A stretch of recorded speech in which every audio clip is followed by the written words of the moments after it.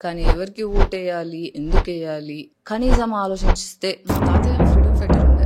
అంటే అంత ఎందుకు సెలబ్రేట్ చేశారు తాతయ్యని, అసలు ఏంటి ఆయన గురించి అని మీ టూ మూమెంట్ టైంలో నేను మాట్లాడినప్పుడు కానీ పార్టీలో జాయిన్ అవ్వమని, అంటే నువ్వు వేరే పార్టీని తిడతా అంటే నీకు డబ్బులు ఇస్తాం గట్టిగా. ఒక పార్టీని రిప్రజెంట్ చేస్తూ ఇంకో పార్టీని తిట్టే ఇష్టం లేక డ్రగ్స్ ఇల్లీగల్ అవన్నీ బ్యాన్ చేసాం, కానీ ఆల్కహాల్ లీగల్, సిగరెట్ లీగల్. నేను ఒక అమ్మాయిగా సిగరెట్స్ కొట్టడం తప్పు అనట్లేదు, డైలీ బేసిస్ లో రెగ్యులర్ బేసిస్ లో తాగేస్తున్నారు అందరు. బెంగళూరు లో, హైదరాబాద్ లో, ప్రతి మెట్రోపాలిటన్ సిటీలో మందు దాగి రోడ్ల మీద పడి ఎంత చిల్లర చేసుకున్నారంటే అవన్నీ బ్యాన్ చేయాలి అనే ఒక కాన్షియస్ మొరాలిటీ ఉన్న పొలిటిషియన్ కావాలి.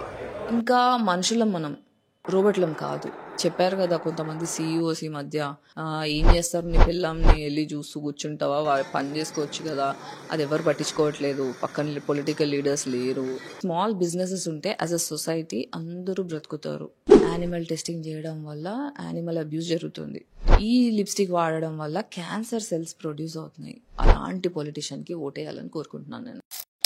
18+ years వస్తే ఓటేయచ్చు కదా, ఓటు హక్కు వచ్చేస్తుంది.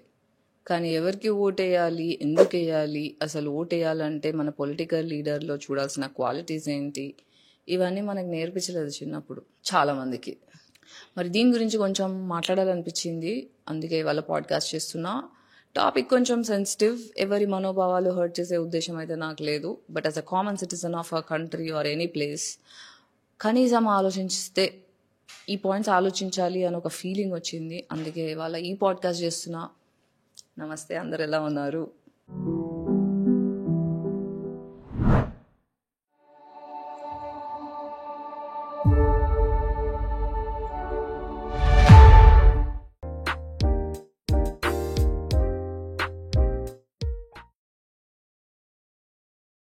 మా తాతయ్య ఫ్రీడమ్ ఫైటర్ ఉండే.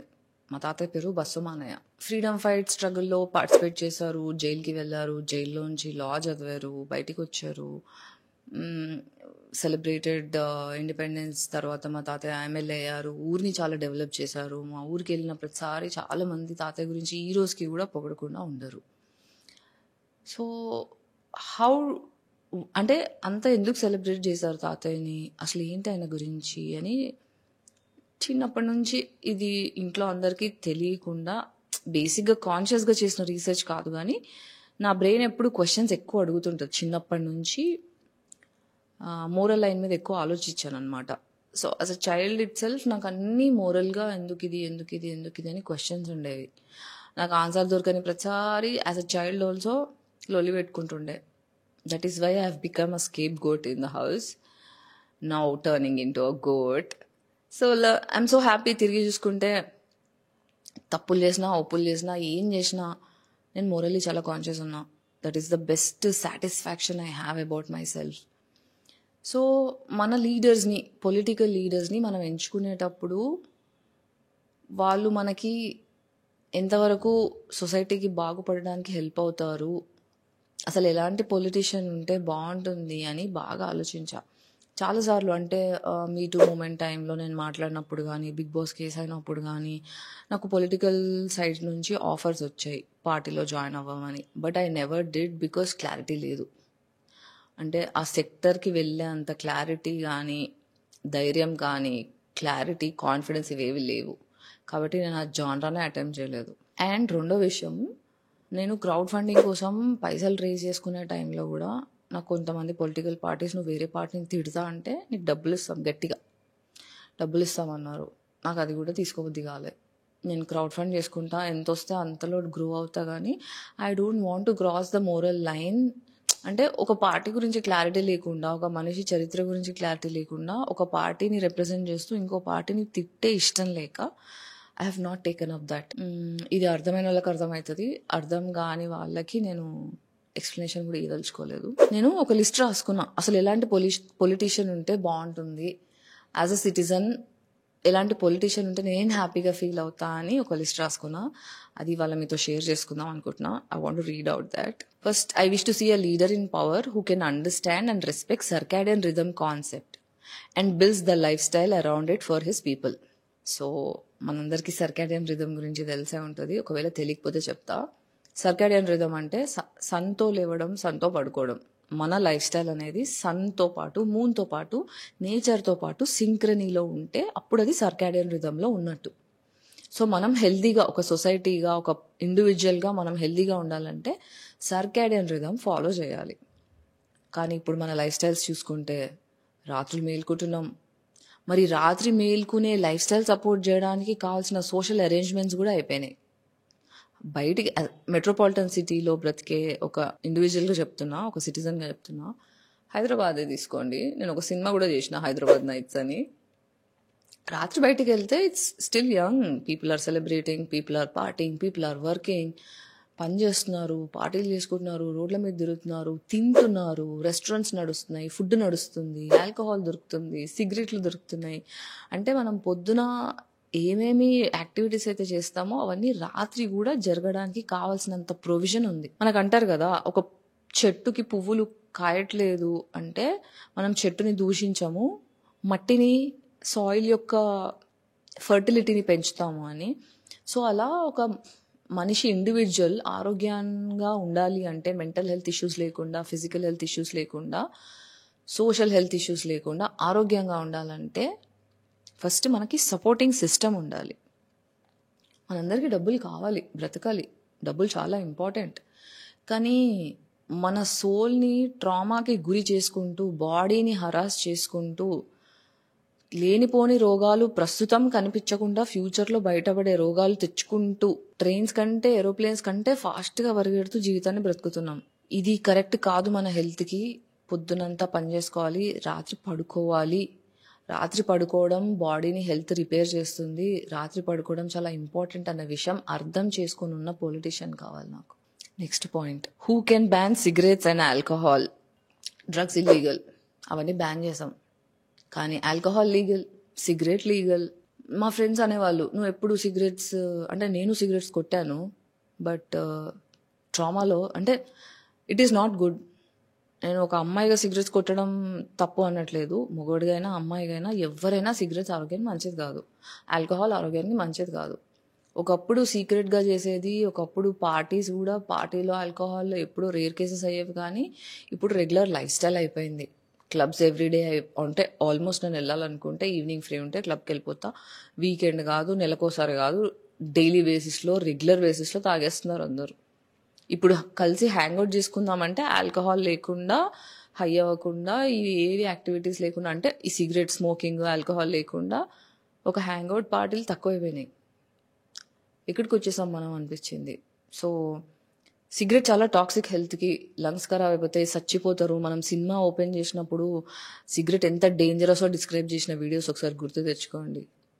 క్యాన్సర్లు వస్తాయి, లంగ్స్ బిస్కెట్ అయిపోతాయి, చాలా చాలా అవుతాయి, ఏజింగ్ తొందరగా అయిపోతుంది అమ్మాయిలకి. ఇట్లా వెరైటీ ఆఫ్ థింగ్స్ ఉన్నాయి దట్ ఆర్ అంటే సిగరెట్ స్మోకింగ్ వల్ల ఆరోగ్యానికి ఏమేమి చెడు జరుగుతాయంటే అది ఒక పెద్ద లిస్టే ఉంది. ఆల్కహాల్ వల్ల ఇప్పుడు మొన్న మీరు చూసుకుంటే న్యూ ఇయర్ పార్టీకి ఎంత దారుణంగా తయారైందంటే, మీరు వీడియోస్ చూడండి. నేను ట్రిప్ అయిపోయినా బెంగళూరులో, హైదరాబాద్లో, ప్రతి మెట్రోపాలిటన్ సిటీలో మందు దాగి రోడ్ల మీద పడి ఎంత చిల్లర చేసుకున్నారంటే, ఇదంతా చెడ్డ మనుషులు అంటే కాదు, ట్రామా ఎక్కువైపోయినప్పుడు మనుషులు ఏం చేయాలో అర్థం కాక కోపప్ మెకానిజమ్స్ కొద్దీ బయట వ్యాలిడేషన్ వెతుక్కుంటూ వీటికి అడిక్ట్ అయిపోయి వీటికి విక్టిమ్స్ అయిపోతున్నారు. సో అవి ఆరోగ్యానికి మంచిది కాదు అని గుర్తించిన ఒక లీడర్ కావాలి. అంటే ఇప్పుడు మీరు చూస్తే న్యూ ఇయర్కి హైయెస్ట్, అసలు ఎంత ఘోరంగా అంటే, జస్ట్ డిసెంబర్ 31కి మన జస్ట్ తెలంగాణలో 282 crores ఆఫ్ వర్త్ ఆల్కహాల్ కొనుక్కున్నారు జనాలు. అది January 1st రోజు 402 crores ఆఫ్ ఆల్కహాల్ కొనుక్కొని తాగారు. జస్ట్ ఇమాజిన్, ఒక్క తెలంగాణ స్టేట్లో 402 crores ఆఫ్ ఆల్కహాల్.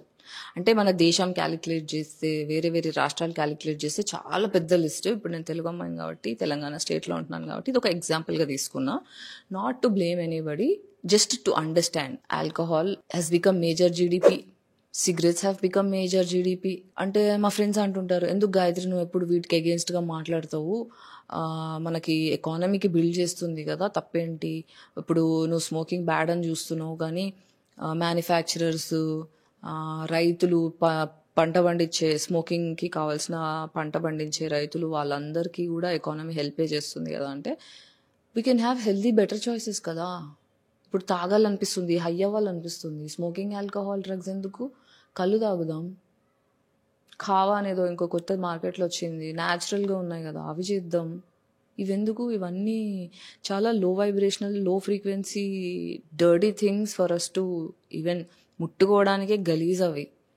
సో వాటికి దూరంగా ఉందాం. నేనైతే లిటరల్గా as an actress, okay, as an actress చిన్నప్పుడు నేను కెరియర్ స్టార్టింగ్లో ఉన్న టైంలో ఎనర్జీ డ్రింక్స్కి, ఆల్కహాల్కి, ప్రమోషన్స్కి వీడియో ఆఫర్స్ వచ్చేవి. ఇవి చేస్తే డబ్బులు, ఇప్పుడు మీరు బెట్టింగ్ ల్యాప్లు ఎలా చూస్తున్నారో అలా ఆల్కహాల్కి బయట అంటే చిన్న యాడ్స్ అలాంటివి వచ్చేవి ఎనర్జీ డ్రింక్స్ గురించి, ప్రమోషన్స్ గురించి.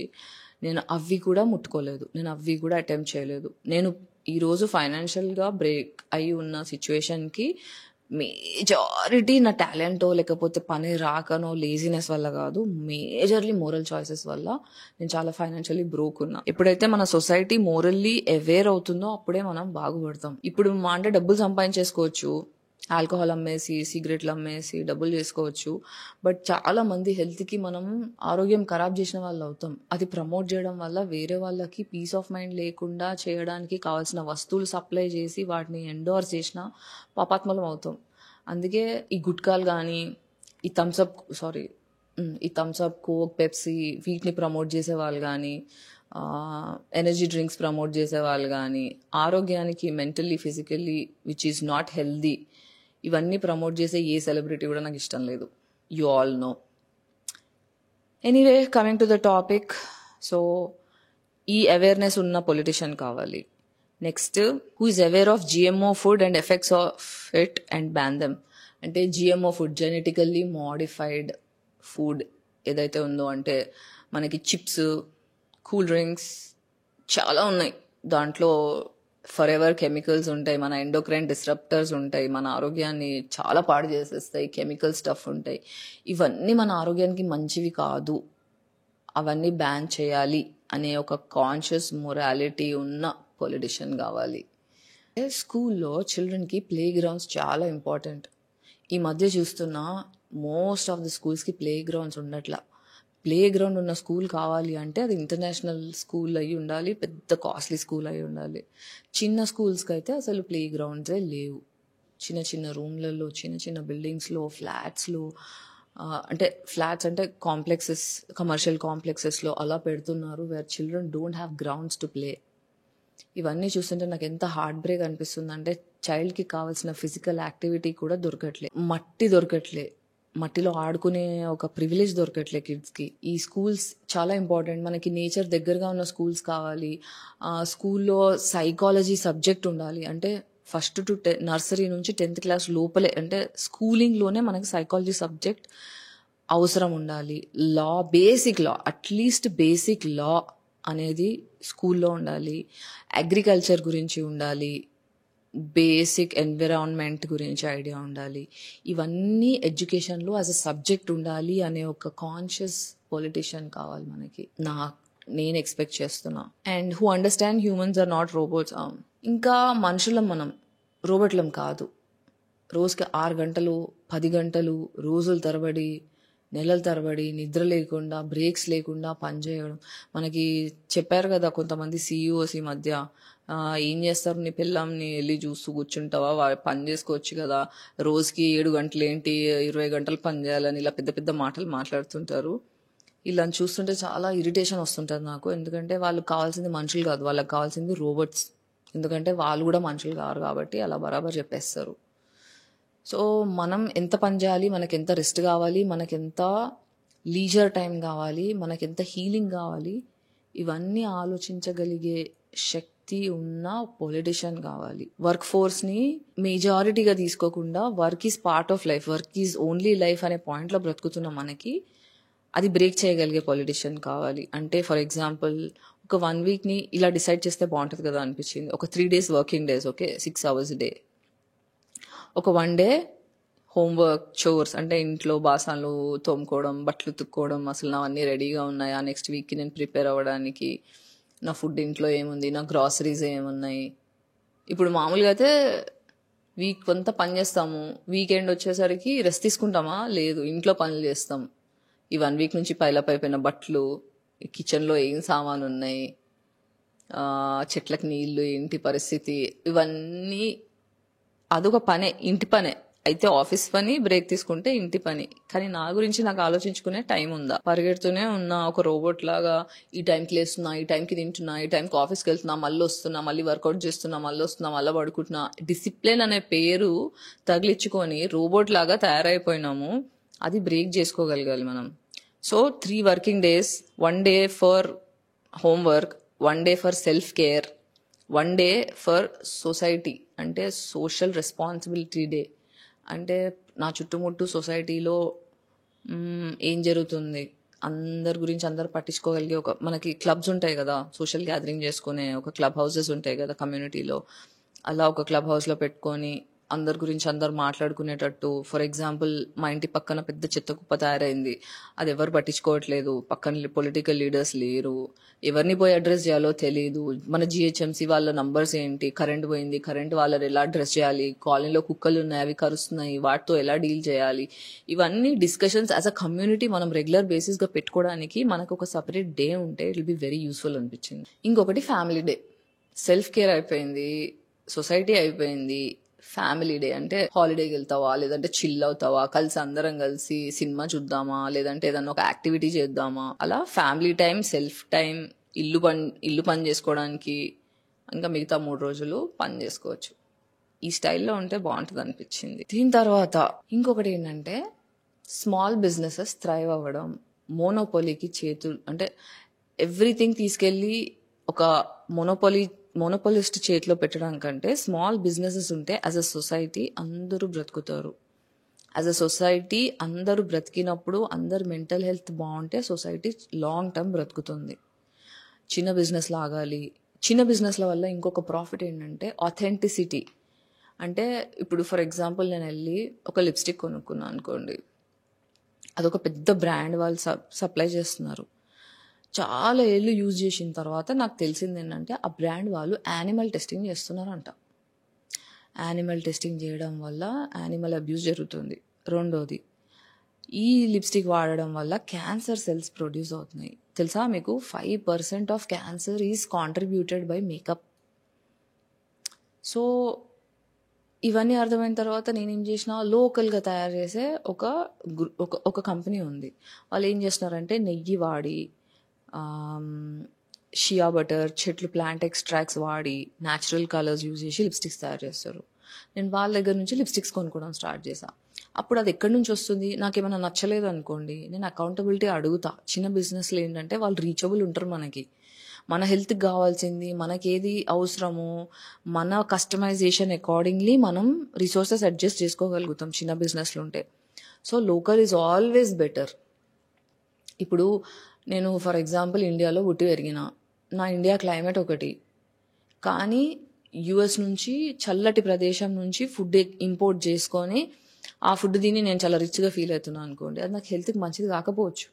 దాని రీసెర్చ్ కూడా మనకు తెలియదు. అదే లోకలీ ప్రొడ్యూస్డ్ అనుకోండి, మన గట్ బ్యాక్టీరియాకి మన లోకల్ బ్యాక్టీరియా అనేది మ్యాచ్ అయినప్పుడు it will be useful for our health. So ఇలా స్మాల్ బిజినెసెస్ చేయడం వల్ల ఏమవుతుందంటే మనం యాజ్ అ సొసైటీ థ్రైవ్ అవుతాం. సో మనం అందరం మంచిగా ఉండాలి అంటే స్మాల్ బిజినెసెస్ చాలా ఇంపార్టెంట్. సో అట్లా స్మాల్ బిజినెసెస్ వాల్యూ తెలిసి, మోనోపలీ సైడ్ ఎఫెక్ట్స్, దానివల్ల వచ్చే డిజాస్టర్స్ ఏంటో కాన్షియస్గా ఉన్న ఒక పొలిటీషియన్ కావాలి. సో ఇలా బేసిక్గా చిన్నవి, అంటే ఇప్పుడు నైట్ లైఫ్ గురించి పట్టించుకోగలిగి, ఎడ్యుకేషన్ సిస్టమ్ గురించి ఫోకస్ చేసి, స్మాల్ బిజినెసెస్ గురించి, హెల్తీ లైఫ్ స్టైల్ చాయిసెస్ అంటే ఎలాంటి ఆప్షన్స్ ఉండాలి, ఇలాంటివన్నీ జాగ్రత్తగా ఆలోచించి, హెల్త్ అంటే mental health, physical health, economical health of a citizen గురించి ఎప్పుడైతే ఒక పొలిటీషియన్ పట్టించుకోగలుగుతాడో అలాంటి పొలిటీషియన్కి ఓటేయాలని కోరుకుంటున్నాను నేను. అప్పటిదాకా నోటాకి ఓటేస్తూనే ఉంటా.